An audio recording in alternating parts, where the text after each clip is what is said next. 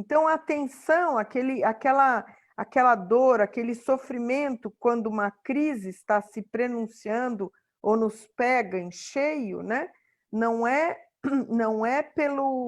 pela ter que abrir mão de algo conhecido e confortável, um relacionamento não é muito bom, mas é melhor eu ficar com essa pessoa, ou esse emprego não está me gerando muitas coisas boas, eu não posso usar minha criatividade, mas pelo menos paga minhas contas. Então é isso, ficar neste lugar e resistir a mudar, a tensão, a dor, o sofrimento, é pela energia que a gente gasta em obstruir e não ir atrás do que a gente gostaria de mudar, né? Então, na realidade, é não aceitar de bom grado essas mudanças que são necessárias, né? Então, a gente automaticamente isso vai acabar detonando uma crise, né?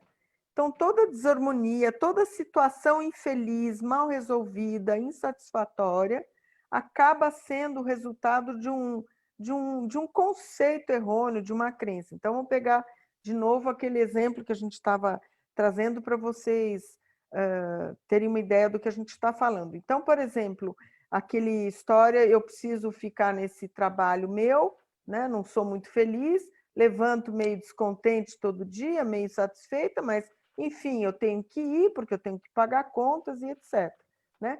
Então, por que é isso? Porque, então, o conceito errado é o foco da minha decisão é porque eu tenho que pagar contas, e não o conceito correto, que seria eu quero ser feliz, mas eu também, como pessoa responsável, quero pagar as minhas contas, né?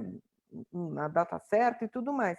Então, não abandonar o conceito da felicidade, da busca pela felicidade. Então, vamos tentar, com cuidado, de uma maneira honrada, de uma maneira respeituosa, né? Vamos tentar, com o tempo, ver se dentro do próprio trabalho eu posso conversar com os gestores, enfim, com os colegas, ou se, de repente, isso não der certo, de repente eu posso, com o tempo, ir buscando um novo trabalho. Mas não estagnar, se apegar, não tem jeito, tem que pagar as contas, tá? Isso, na realidade, a gente se trai, a gente acaba sendo responsável pela nossa infelicidade, tá? Então, resistir é uma atitude que, na realidade, só prolonga esse mal-estar, essa agonia. E com o tempo a gente vai perdendo até a esperança, né? Isso que é ruim, né? Então, é o fim dos fingimentos, das falsidades, da não felicidade, né? E se a gente entender que isso pode ser uma grande oportunidade de reinventar, de crescer de novo, de tentar algo melhor, de buscar a própria felicidade.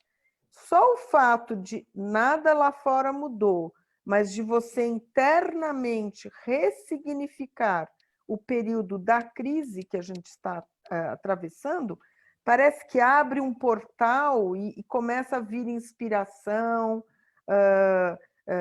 traz crescimento, traz esperança, traz vida, traz energia, parece que a gente começa a ficar mais criativo. Então, é muito mais, como eu falei lá no início, uma postura de uma mudança interna, né, de uma postura. Muitas vezes, isto vai desencadear uma mudança externa, tá? E isso vai sendo, o Petrarch também ele fala que você, ao enfrentar corajosamente as crises, porque agora você entende isso não como algo ruim, algo que veio te machucar, mas sim como uma oportunidade de você crescer, de você se melhorar, você conhecer ainda mais capacidades, mais talentos seus, né? E à medida que a gente vai praticando corajosamente isso no dia a dia, a gente vai vendo também que as crises tsunâmicas, as crises gigantescas, elas não são mais necessárias na nossa vida. A gente quando começa a ter um sinal, né, os primeiros sinais de mal-estar, de insatisfação, de inquietamento, de negatividade, a gente já sabe que não vem de fora, mas a gente vai investigar internamente, descobrir o que é que está me perturbando e desconfortando e tomar uma atitude madura, adulta, para tentar atenuar esse mal-estar. Então, as crises, cada vez mais, elas não vão ser tsunâmicas, como eu falei, de virar o barco, mas, na realidade, dando os primeiros sinais de insatisfação, eu já tomo uma postura assertiva, madura, amadurecida, eu já enfrento e mudo a minha vida, né? As crises não serão mais necessárias, né? Então, de novo, sempre por trás das crises, sempre, inclusive essa crise enorme que todos nós estamos passando, sempre há algo a ser descoberto, principalmente sobre a gente. O que eu aprendi? Como que eu saí? Se eu pudesse comparar o antes e o depois, que a gente infelizmente não sabe quando vai ser esse depois dessa crise que a gente está, e essa incerteza às vezes causa muito sofrimento, muita angústia, mas se a gente puder comparar, né, nesse período que a gente ficou em isolamento social, será que eu me melhorei como ser humano? Será que eu me reinventei? Será que eu descobri prendas, talentos, capacidades? Será que eu transcendi? Eu não fiquei sentada, estagnada, vitimizada, sofrendo, ou eu consegui contornar e achar saídas possíveis, né? Então, na realidade, a crise, ela não... Então, a gente vai começar a compreender que a crise não é um inimigo, não é algo que vem nos machucar e causar sofrimento. Mas, a partir do momento isso e do nosso próprio desenvolvimento e amadurecimento como ser humano, a gente vai entendendo a crise como uma forma de um educador e um terapeuta, porque me faz ser uma pessoa melhor com essa investigação interna, né? Então, com o tempo, a gente vai vendo que a crise é só algo que precisava ser mudado, que talvez eu não tivesse prestado atenção ou não tivesse ouvido, né? Mas que agora a gente compreende que cabe a nós, né, mudar algo que está desconfortável, enxergar profundamente em mim, dentro de nós, o que perturba, compreender o que a gente já pode abrir mão e soltar, né?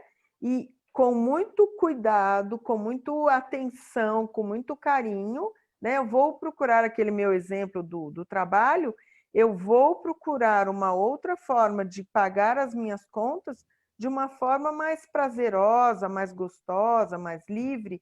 Agora, se eu não me colocar esta possibilidade, eu vou passar uma vida sendo pagadora de contas e não ter desfrutado a vida e também pagar as contas, tá? Então, a gente sai de um estado de vitimismo e refém, a gente acha recursos internos, se reinventa e volta a ter tranquilidade lá na frente, tá?